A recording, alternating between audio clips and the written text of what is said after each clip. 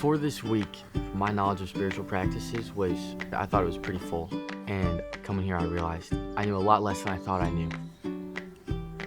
My knowledge of spiritual disciplines was limited, for sure.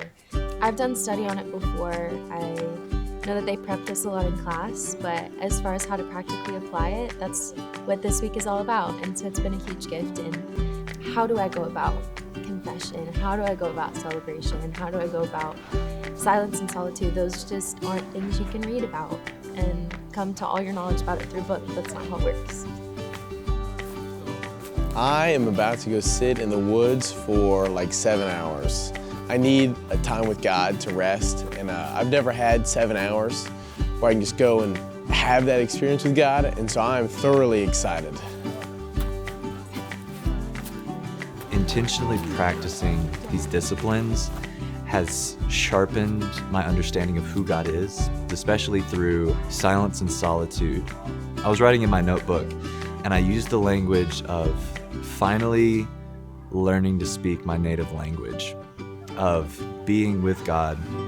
Through that, I'm able to connect with God on a deeper level than what I had previously experienced, because a lot of times I think I'm, talking at God or asking of God. He's like my vending machine, I want you to tell me everything that I need to fix about my life, but he's sitting with me and like, hey, I'm here with you. I'm gonna walk with you. I know life is hard, but this is what I've made you to do, is to be with me and practice shalom. The fact that God loves us is just incredible to me. I am dumbfounded by the fact that God looks at me, such a broken human being. He looks at me and says, yes, you are my child and I love you.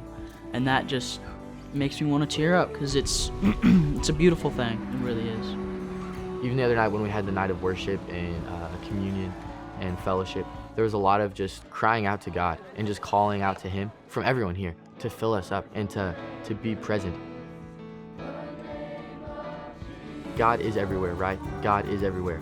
But at the same time, it's like when we make time to really try to step away from all of the distractions, we can be much more present with God, if that makes sense. You know what I'm saying? Like, he's always present with us, but it's, can we cut the distractions out of our life so we will allow ourselves to be present with him?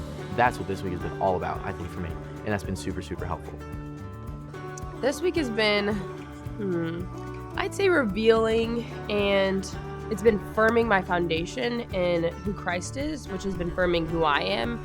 I definitely struggle with insecurity of who am I? What do I like? What do people think of me? All that kind of stuff. But at the end of the day, seeking Christ, it's the only thing that matters. And when we're put in a week where that is the main thing we need to focus on, it humbles you so much to be like, if I just seek Christ, really nothing else matters.